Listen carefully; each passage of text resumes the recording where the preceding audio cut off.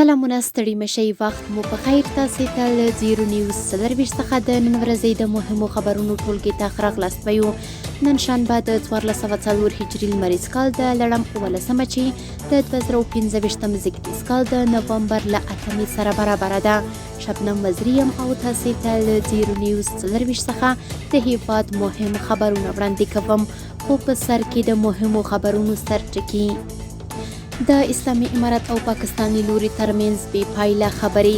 د اسلامي امارت ویان زبیح الله مجاهد ویلي چې د پاکستاني پلاوي لخوا د غیر مسولانه او نه همکارۍ روحیه د دې لامل شوه چې خبرې بې پایلې پای ته ورسیږي. پاکستان ته د سرحدونو قومونو او قبایلو چارو وزیر ګواښ.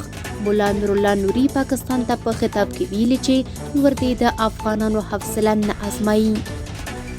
او د اقتصاد وزیر قاری دین محمد حنیف له نړیوالو سازمانونو یونما او IOM استازو سره د بیرته راستنېدونکو کډوالو د ستونزو په اړه خبرې کړي.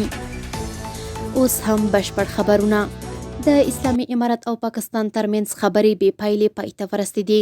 د اسلامي امارت ویان زبیح الله مجاهد ویلي چې د اسلامي امارت استازي د مشرتابه په ځانګړي هدایت په ښه نیت او صلاحیت سره له پاکستاني لوري سره استانبول کې 2 ورځو خبرو کې په دې هیله ګډون وکړ چې د ځل به پاکستاني اړخ له خپلو مشرانو سره له سلا مشورو وروسته په مسؤلیت پذیرۍ او رغندنیت د ستونزې د اساسي حل لپاره جدي وي او له واقع بینانه او قابل عمل غوښتنو سره به خبرو ته وړاندې شي. خو پاکستاني لوري د خبرو پر مهال د خپل امنیت په تړاو ټول مسؤلیتونه د افغانستان حکومت ته راجع کول، په داسې حال کې چې له خپلې خوا نه د افغانستان د امنیت او نه د خپل امنیت په اړه هیڅ ډول مسؤلیت منلو ته چمتووالی ښود.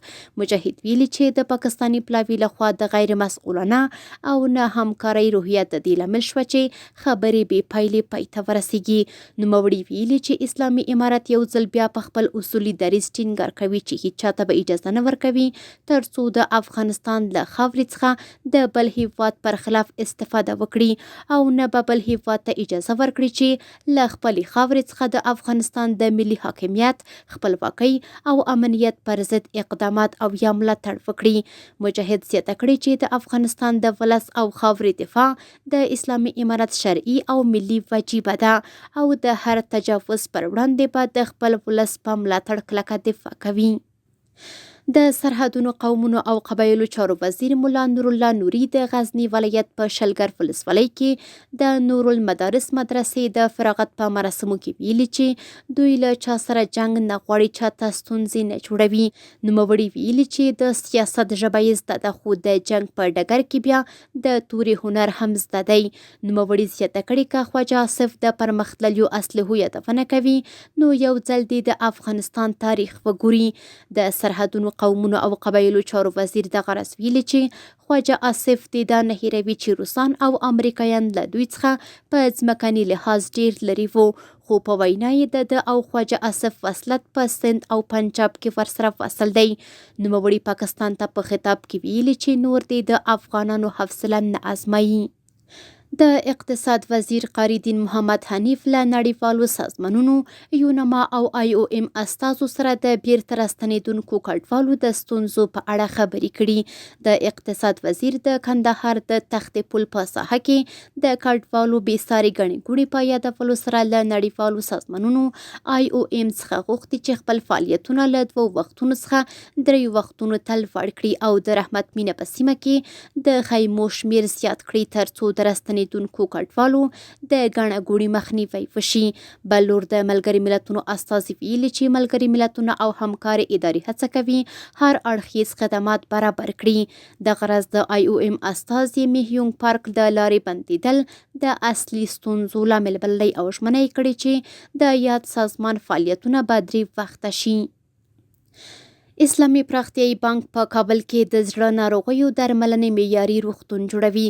مالیې وزارت ویلي چې اسلامي پراختیایي بانک د 24 میلیونه امریکایي ډالرو په ارزښت کابل کې د زړه ناروغیو د درملنې بستریز معیاري روغتون جوړوي.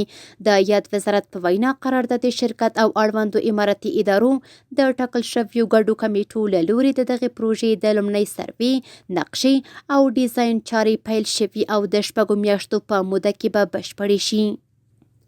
او وروستی خبر همدا چې جاپان او ترکمنستان د هیواد شمال زلزله ځپلو سره د بیړنیو مرستو له استولو خبر ورکړی دی.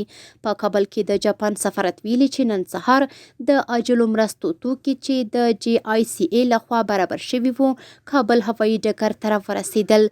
دغه سفارت ویلي چې یا توکي چې کمپلې او د خوب چپرکټونه پکې شامل دي هغو شمالي ولایتونو ته لیږدول کیږي چې د نوامبر پر 3 د زلزلې له امله اغیزمن شوي دي.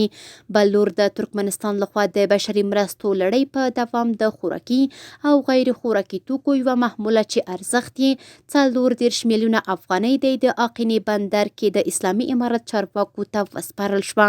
دغه مرستندویه محموله چې 88 ډوله خوراکي، طبي، ساختماني او د جامو توکي پکې شامل دي د ترکمنستان لخوا زلزله ځپلو ته ځانګړي شوي وه. کورني خبرونه هم دومره وو. د بهرنیو او سپورټي خبرونو لپاره زموږ پاڼې وڅارئ په خپل رسنیو باندې فیسبوک، انسټاګرام، ایکس افغاني، ټویټر، یوټیوب او ټیک ټاک زموږ خپرونې خوښې او موږ تعقیب کړئ. ادرس یې 0 نیوز 24 تر سبانۍ خپرونې د الله په امان.